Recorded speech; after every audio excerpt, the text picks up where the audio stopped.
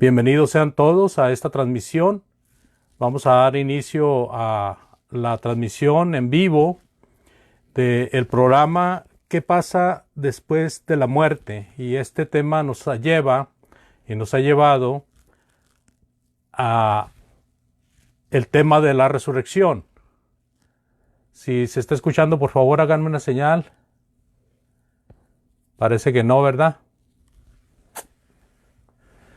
Ok, ya se empezó a escuchar. Entonces, mil disculpas, son fallas técnicas. Estoy unos minutos tratando de tener comunicación con todos ustedes y parece que ahora ya se inició la comunicación. Muchas gracias por estar esta noche aquí al pendiente de su programa. ¿Qué pasa después de la muerte? Ese es nuestro tema general. Y este tema nos ha llevado al tema de la resurrección. El tema de la resurrección, únicamente ubicándonos en 1 Corintios capítulo 15, nos ha llevado a algunas lecciones. Esta es la quinta lección y la última de el tema la resurrección de los muertos. Recordemos que nuestros hermanos corintios estaban batallando con el tema porque algunos de ellos estaban dudando acerca de la resurrección de los muertos, habiendo creído en el Evangelio, habiendo creído en Cristo, habiendo creído en la resurrección de Cristo, estaban apáticos a la resurrección de los muertos. Y por eso el apóstol Pablo da esta explicación tan amplia acerca de la resurrección de los muertos que encontramos nosotros registrada en 1 Corintios capítulo 15. Ahora nosotros tenemos una cita con los versículos del 50 hasta el final. Así de que les invito a que conmigo lean, por favor, 1 Corintios capítulo 15 del 50 hasta el 58.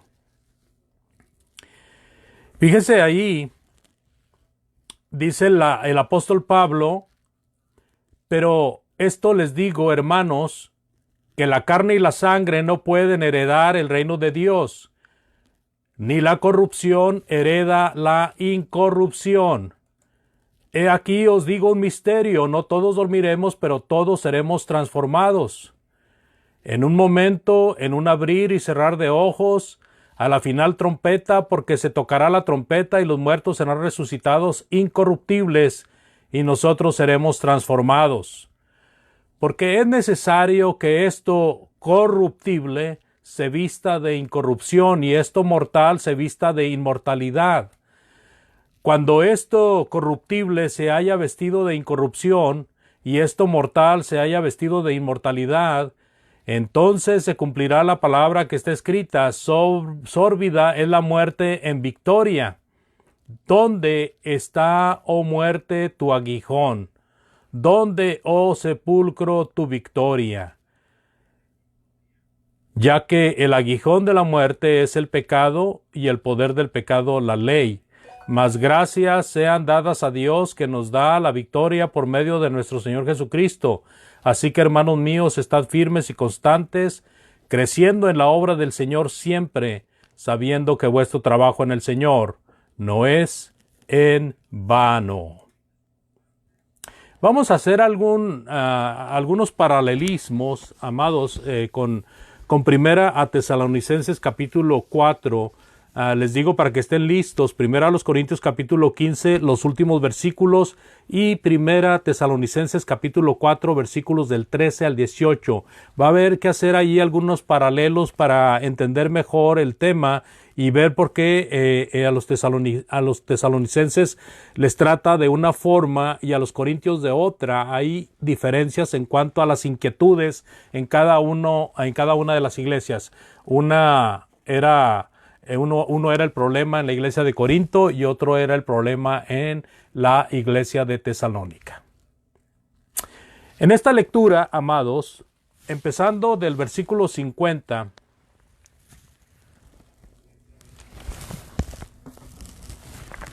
parece que el apóstol Pablo está navegando ahora o está tratando de contestar la pregunta, ¿qué pasará con los vivos?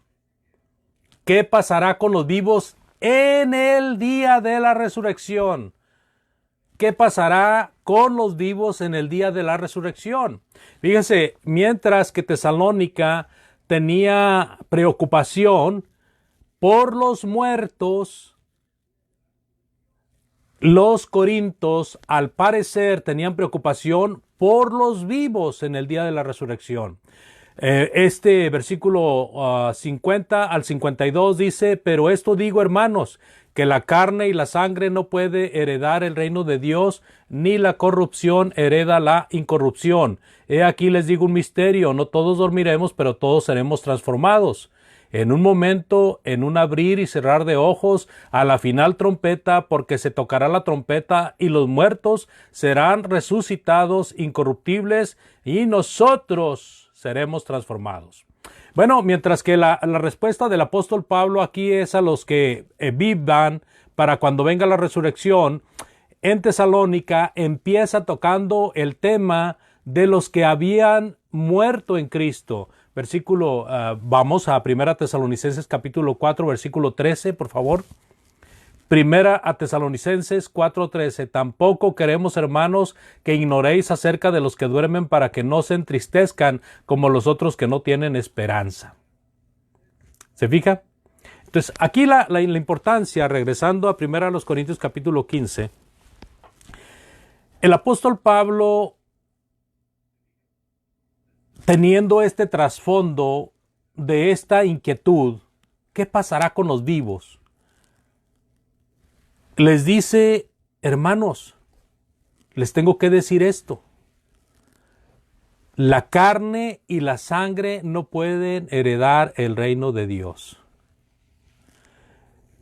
La carne y la sangre representan la humanidad, representan el físico de la persona. Cuando dice ahí carne, no se está refiriendo a carnalidad en cuanto al pecado, sino que se está refiriendo a la carne y la sangre que tiene nuestro físico, nuestra estructura física. Esta estructura física, como vimos en el estudio anterior, no puede heredar el cielo, no puede subir al cielo.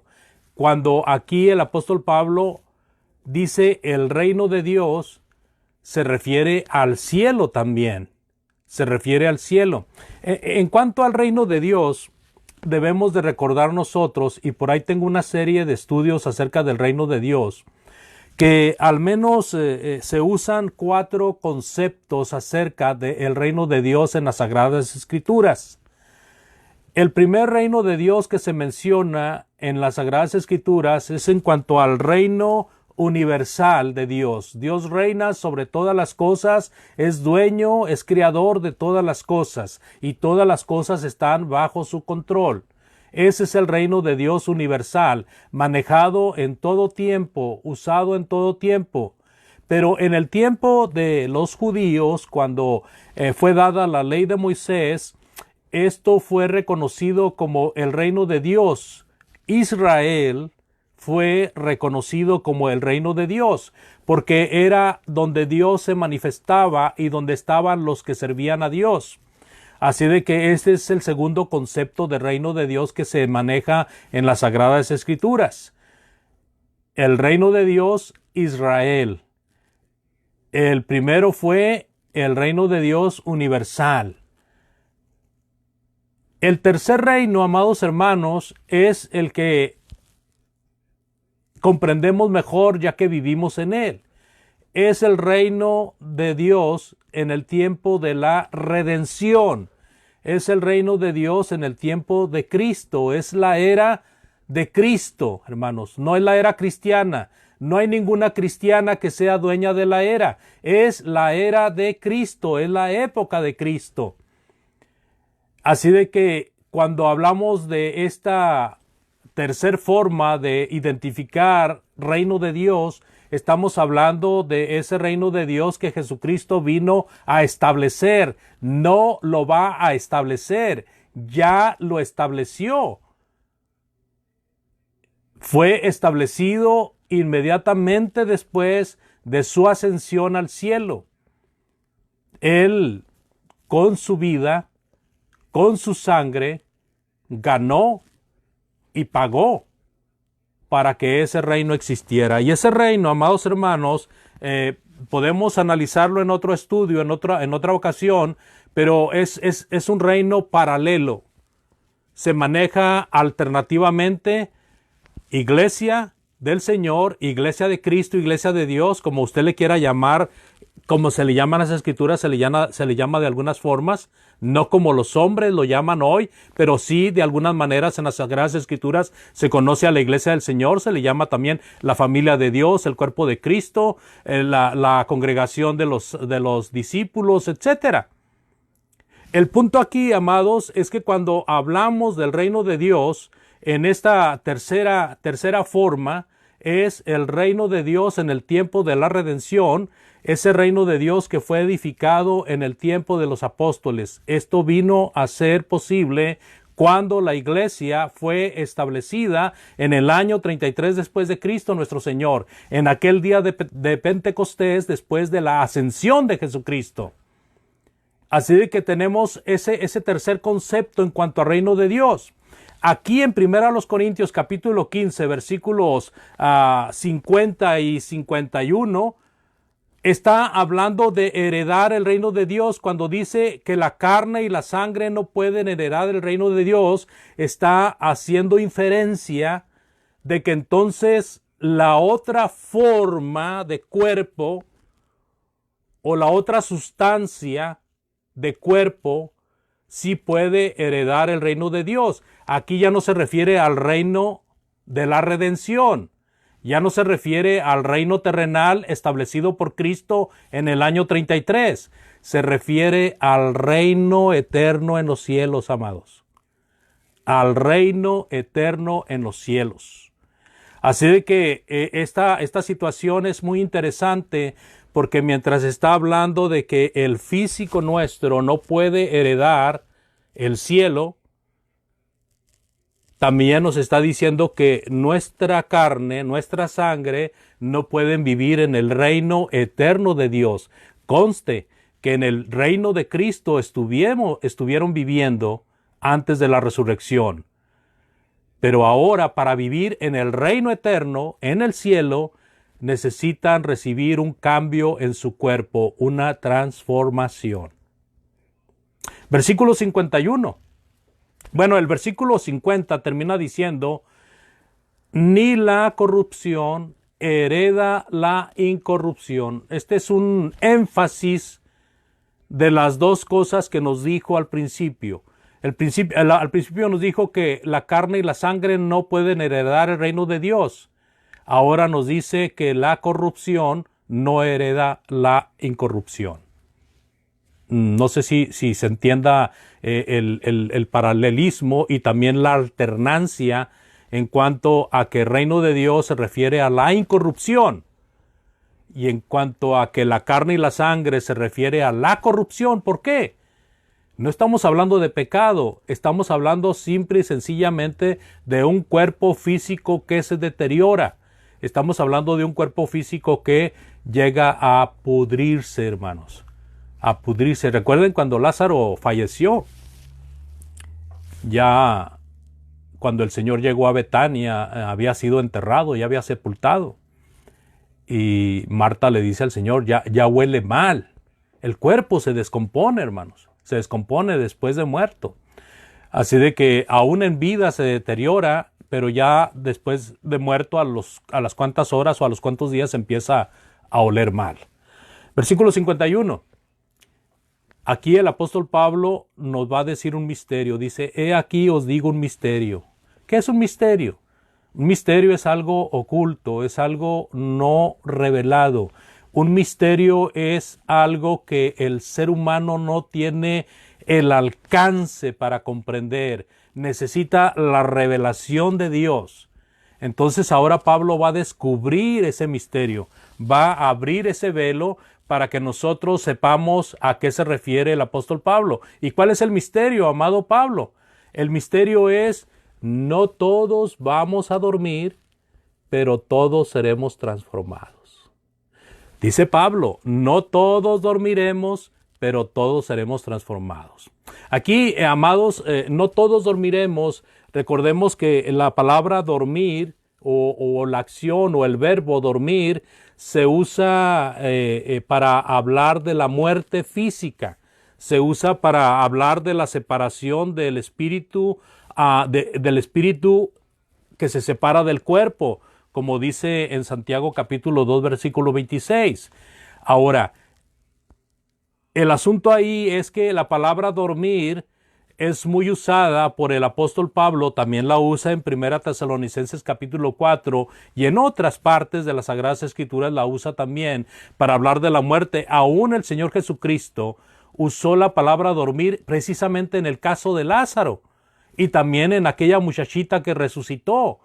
También el Señor Jesucristo usó varias veces la palabra dormir cuando era muerte física. La palabra dormir, hermanos, se usa porque es un modismo judío. Es un modismo para que no se oiga tan fuerte, no se oiga tan impactante. La palabra dormir entonces es aquella figura que conocemos nosotros como eufemismo. Es un eufemismo.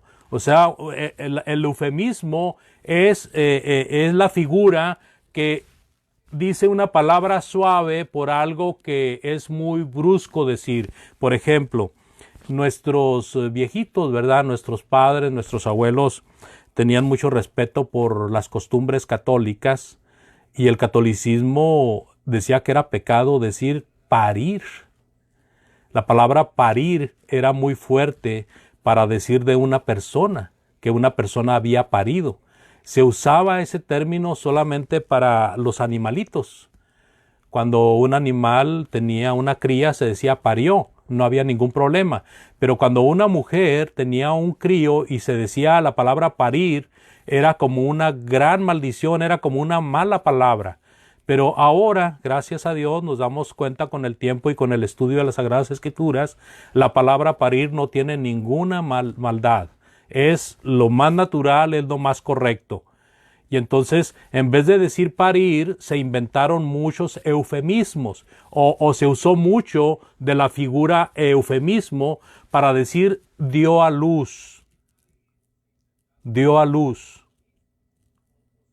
¿Verdad? O va a dar a luz. O se alivió. Ahora resulta que una mujer embarazada está enferma porque cuando ya tiene a su bebé dicen se alivió. Imagínense.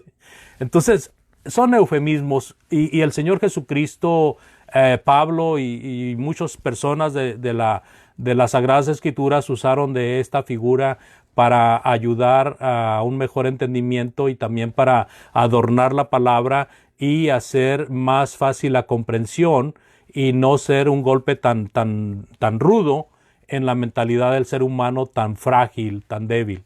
Así de que cuando habla de que no todos dormiremos, está hablando de que no todos vamos a estar muertos, pero aunque no todos estemos muertos, dice Pablo, todos seremos transformados. La palabra transformados aquí, hermanos, tiene una connotación no tanto de agarrar el cuerpo que está en la tumba y darle otra forma, no. Sino que la palabra transformado tiene ahí la connotación de cambiado, mudado. O sea, usted va a mudarse a otra habitación, va a cambiar de habitación, la habitación terrenal se queda ahí. Y Dios le va a proveer otra habitación para que su entendimiento, su conciencia, su espíritu siga viviendo en otra habitación. Tremendo, es un misterio. Pero esa es la forma en que nosotros lo podemos entender. O sea que ese misterio está revelado de esa manera. No todos dormiremos, pero todos seremos transformados. Si usted se fija en el anuncio de este estudio, puse la metamorfosis o llamada metamorfosis que sufre el gusano y luego que viene a desenvolverse en una mariposa. Si nosotros nos fijamos bien, más que una transformación de que se transforma el mismo cuerpo, es como un cambio de cuerpo. Es como mudarse a otro cuerpo, a otra forma. Pero bueno, no voy a polemizar mucho en esto, ni voy a profundizar mucho en esto, porque tampoco soy un experto en los idiomas originales, pero lo que se entiende y debe de comprenderse es que nuestro cuerpo ya no va a ser el mismo, va a ser la misma conciencia, el conocimiento que vamos a tener ya como espíritus va a seguir, pero en otro cuerpo que el Señor va a proveer. Versículo 52 dice, en un momento, en un abrir y cerrar de ojos, a la final trompeta, porque se tocará la trompeta y los muertos serán resucitados incorruptibles y nosotros seremos transformados. Aquí tenemos nosotros que comprender la rapidez con la que el Señor va a cambiar de un cuerpo a otro, o la rapidez con que el Señor nos va a proveer un cuerpo incorruptible en un abrir y cerrar de ojos. Yo creo que el apóstol Pablo usa este modismo de abrir y cerrar los ojos como figura del tiempo que se va a llevar el hecho de que el Señor nos provea un cuerpo espiritual, un cuerpo incorruptible.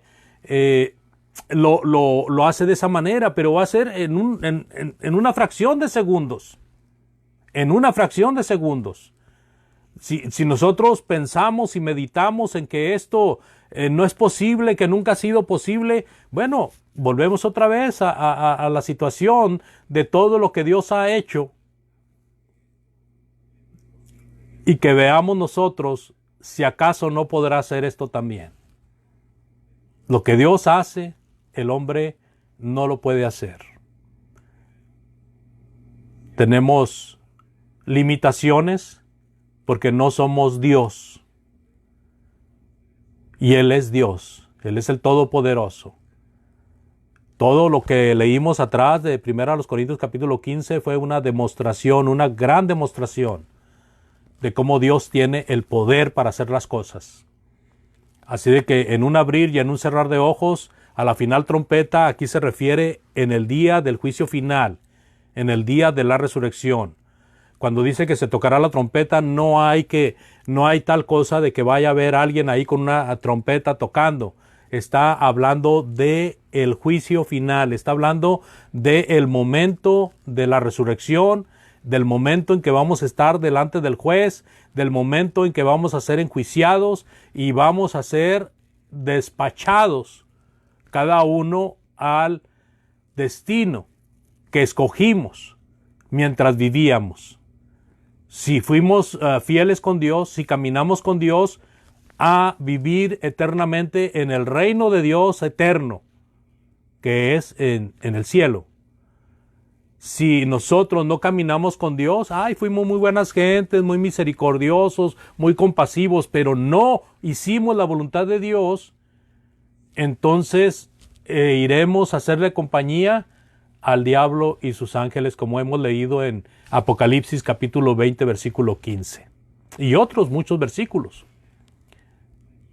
Así de que cuando habla ahí de las trompetas, habla de el final de los tiempos. La séptima trompeta, en el sentido figurado, ya es el último tiempo. Ahora, porque dice que los muertos serán resucitados incorruptibles y nosotros seremos transformados. Porque es necesario que esto corruptible, dice el versículo 53, haciendo énfasis en el que ¿qué va a pasar con los vivos? Bueno, es necesario que esto corruptible se vista de incorrupción y que esto mortal se vista de inmortalidad. Note cómo usa Pablo dúos. Allá nos habló de que perdón, déjeme lo bajo un poquito aquí porque no me permite leer bien el texto. Nos habló de que la carne y la sangre, ahí está un dúo. Y luego nos habló de la corrupción y de la incorrupción y del reino de Dios.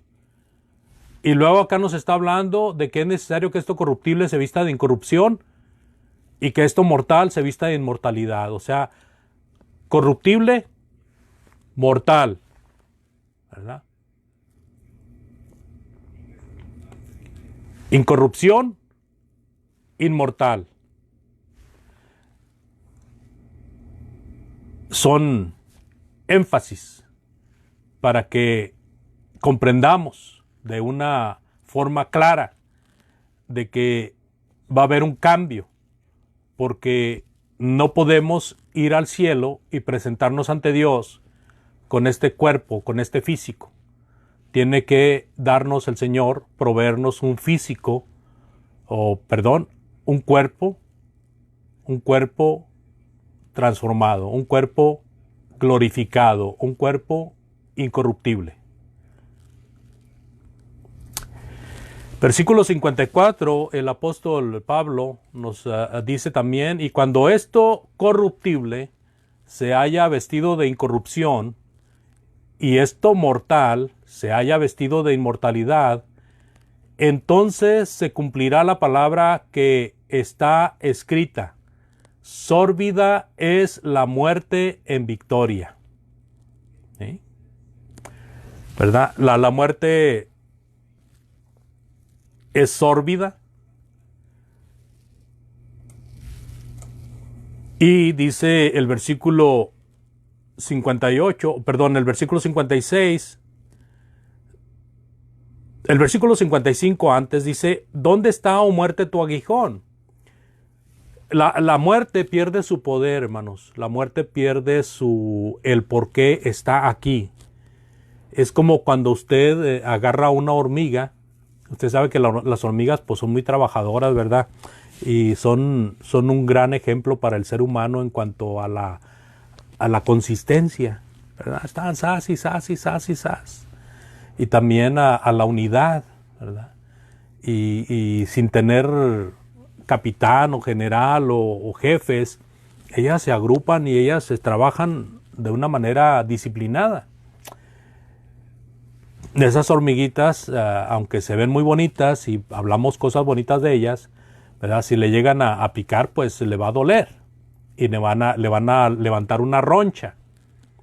Bueno, esa roncha es debido a un aguijón que traen en la parte trasera, en la parte de atrás traen un aguijón que cuando ellas se sienten atacadas se doblan y pican por la parte de atrás, por la cola. Y lo mismo pasa con las abejas, con las avispas. El escorpión, el alacrán, usa también un aguijón. Y ese aguijón lo traen en la cola. En la punta de la cola traen el aguijón. Cuando el aguijón de estos bichos, de estos animales, de estos insectos, es quitada, ya no tienen poder. ¿Dónde está, oh muerte, tu aguijón? Debido a la resurrección de los muertos, amados, la muerte queda simplificada o queda de una manera reducida, de tal manera que hay una especie de burla que podemos hacer de la muerte porque ya no tiene victoria sobre la resurrección. Si una persona está viva y no ve muerte y es transformado, pues ya no hubo muerte, la venció sin haber pasado por ahí. Pero si una persona muere y es resucitada con un cuerpo glorificado, pues vence la muerte también, porque ha sido resucitado de la muerte, ha sido levantado de la muerte. Así de que, ¿dónde está, oh muerte, tu aguijón? O sea, ¿dónde está tu efecto? ¿Dónde está tu poder? ¿Dónde está el daño que me puedes hacer? Ya no está en ningún lado. Y también lo mismo dice del sepulcro. ¿Dónde, oh sepulcro, tu victoria? Los sepulcros se ven muy bonitos, ¿verdad? Y se ven muy gloriosos, muy adornados. Pero cuando no hay muertos, pues ya no hay sepulcros. Y si hay un muerto y el sepulcro queda vacío, pues el sepulcro queda también sin gloria. Necesita volverse a poner otra persona ahí muerta para que el sepulcro recobre su función, su victoria. Así de que usa también este dúo en cuanto a dónde está, oh muerte, tu aguijón, y dónde, oh sepulcro, tu victoria. Versículo 56 dice: ya que el aguijón de la muerte es el pecado, y el poder del pecado, la ley. Bueno, sabemos bien que hablar de Adán es hablar de el hombre que pecó y por el cual entró el pecado en el mundo, ¿verdad? Adán y Eva pecaron y debido a eso entró el pecado en el mundo. Ahora el pecado está al alcance de toda persona y cada persona decide pecar y eso es una muerte espiritual. Pero si la persona decide dejar de pecar y venir a Cristo para encontrar la fortaleza en contra del pecado, pues entonces también la muerte espiritual ya no tiene poder sobre él, porque el pecado ya no tiene poder sobre él. Así que el pecado, amados, queda sin poder en el momento en que la persona decide dejar de pecar. Pero mientras la persona está pecando, está muerta. Y el mundo que encontramos fuera de Cristo es un mundo perdido. Es un mundo muerto espiritualmente. Es una cantidad de gente de todo el mundo, millones y millones de personas todavía aún. Después de que Cristo vino y murió en la cruz y que debido a eso muchos hemos entrado a su camino, todavía encontramos mucha gente, la gran mayoría de las personas, viviendo muertos espiritualmente, no queriendo congraciarse con el Señor y no queriendo seguir su camino. Personas muertas. Antes de que Cristo viniera no había oportunidad para levantarse del pecado. No había oportunidad para salir victorioso sobre el pecado, para levantarse de esa muerte espiritual y a vivir espiritualmente. Pero gracias a Dios, dice el versículo 57, que nos da la victoria por medio de nuestro Señor Jesucristo. Solamente de esa manera, amigo, amiga, podemos tener victoria, solamente por medio de Jesucristo. Así que, hermanos míos, amados, estar firmes y constantes, creciendo en la obra del Señor siempre, sabiendo que vuestro trabajo en el Señor no es en vano. Quise ser lo más simple y sencillo posible, hermanos, porque a veces con explicaciones muy prolongadas en este tipo de temas hay más enredo. Claro que si en alguna otra oportunidad tenemos de volver a estudiar estos mismos versículos, pues trataremos de darles, de profundizar más y de dar otro enfoque posible, porque la palabra de Dios es multilateral, hermanos. La palabra de Dios es un diamante. Tiene muchos lados. Y podemos extraer mucho de la palabra de Dios. Realmente lo que yo explico aquí no es, yo creo que no agarra ni un porcentaje considerable. Es algo simple, es algo sencillo, nada más para tratar de entender un poquito más acerca de esta escritura. Y si hay alguna duda o pregunta, por favor hágamela saber en los comentarios. Voy a leerle 1 Tesalonicenses capítulo 4 y voy a leerles desde el versículo 13 hasta el 18 para que vea usted cómo hay paralelismo en estos versículos de Corintios y de Tesalónica, porque están hablando del mismo evento, aunque el trasfondo era diferente, porque en uno, ¿qué pasará con los vivos cuando Cristo venga? Y en otro, ¿qué pasará con los muertos cuando Cristo venga? Entonces, 1 Tesalonicenses 4, del 13 al 18 dice: tampoco queremos, hermanos, que ignoréis acerca de los que duermen, para que no se entristezcan como los otros que no tienen esperanza. Porque si creemos que Jesús murió y que Jesús resucitó, así también traerá Dios con Jesús a los que durmieron en él. Por lo cual os decimos esto en palabra del Señor, que nosotros que vivimos, que habremos quedado hasta la venida del Señor, no precederemos a los que durmieron, porque el Señor mismo, con voz de mando, con voz de arcángel y con trompeta de Dios, descenderá del cielo, y los muertos en Cristo resucitarán primero. Luego nosotros que vivimos, los que hayamos quedado, seremos arrebatados juntamente con ellos en las nubes para recibir al Señor en el aire, y así estaremos siempre con el Señor. Por tanto, alentaos los unos a los otros con estas palabras. Unas 3 cosas que voy a señalar aquí para hacer el paralelo con 1 Corintios. Dice el versículo 14 que si nosotros creemos que Jesús resucitó después de haber muerto, así también Jesucristo traerá a los que durmieron en él. O sea, los que estén muertos cuando Jesucristo venga van a ser resucitados. Estamos hablando de hermanos, aunque va a ser una resurrección general de buenos y malos, pero aquí no estamos enfocando nada más a los hermanos en los dos textos, en los dos pasajes. Ahora dice también que el Señor traerá a los que han muerto en él, y también dice que los que estemos vivos para cuando el Señor venga, no nos vamos a quedar en la tierra, sino que seguiremos a los resucitados primero, que fueron los que durmieron en Cristo, y nosotros vamos a ser transformados y vamos a seguirlos a ellos para encontrar al Señor en las nubes. La tercera cosa, amados, es que en 1 Tesalonicenses 4:18 dice, por tanto, alentaos los unos a los otros con estas palabras.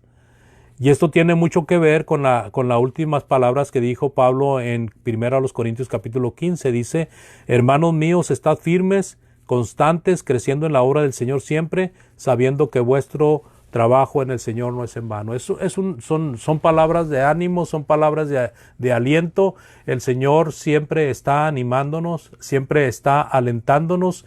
Él quiere que triunfemos, que seamos victoriosos en esta vida física, venciendo al pecado, para que seamos asimismo participantes de la resurrección de Cristo y en la resurrección final seamos llamados a vivir en el reino eterno de Dios. ¿Le gustaría a usted estar ahí? Usted necesita venir a Cristo. Si usted, amado hermano o hermana, tiene cuentas pendientes con Dios, yo creo que es un buen momento para arrepentirse. Ha escuchado algunos estudios de otros hermanos, ha escuchado este estudio, le llena, le mueve al arrepentimiento, hágalo, no se detenga. Pida la oración de sus hermanos en Cristo para que Dios le ayude a restablecerse. Pero usted necesita arrepentirse. Si usted, amigo, ha escuchado lo suficiente debido a otros temas, a otros hermanos que ha escuchado y usted sabe que necesita arrepentirse y bautizarse para perdón de pecados, también le invitamos a que lo decida, que lo haga de una vez, porque el tiempo no es nuestro, el tiempo es de Dios y en cualquier momento puede venir el fin. Yo le agradezco su fina atención a todos ustedes, muchas gracias. Cualquier cosa, por favor, coméntenmela. Ya saben, yo siempre contesto lo más pronto posible a los comentarios que ustedes me hacen. Muchas gracias por su atención y vamos a despedirnos con una oración. Dios eterno y poderoso, agradecemos la vida, la salud y todas las bendiciones que nos has dado, Señor. Padre, queremos rogarte que esta palabra que ha sido expresada en esta ocasión sea de ayuda para nuestra vida, nuestro entendimiento, que la tomemos en cuenta, que la practiquemos, que vengamos a los pies de tu amado Hijo para que estemos a cuentas y que seamos sabios, Padre, y prudentes en escoger la resurrección a la vida eterna, Señor, la resurrección para estar en el cielo, en el reino de nuestro Dios. Así, Padre, también rogamos que aquellas personas que están están pensando si deben de arrepentirse, si van a esperarse más tiempo, aquellas personas que no han venido a Cristo, que están fluctuando entre sí y no, ayúdale, Señor, para que tomen esa decisión. Es decisión de ellos, Padre, pero tu bendita palabra les puede ayudar. Así, Padre, también queremos llevar ante tu presencia a hermanos y hermanas del sur de Estados Unidos que están sufriendo esta crisis por falta de gas, por falta de electricidad, y también nuestros hermanos en el norte de México, en Tamaulipas, en Chihuahua, en Sonora, en todos estos estados que están afectados por las ondas gélidas. Sé con ellos, Padre. Ayúdales, escúchales y protégelos, bendito Dios, de acuerdo a tu voluntad y tu misericordia. Seguimos rogando que bendigas a los médicos, a los científicos, a todos aquellos que están involucrados en cuanto a las vacunas, para que escojan lo mejor, Señor. Que bendigas a los gobernantes para que también sean honestos en cuanto a esto, a este ejercicio de la vacunación. Que se haga siempre tu santa voluntad en todas las cosas, Dios bendito. Ayúdanos a estar listos para la próxima. Y todo pedimos, Señor, y te damos las gracias en el bendito y santo nombre de Jesucristo, nuestro Salvador. Amén. Dios les bendiga, amados, y muy buenas noches. Hasta la próxima.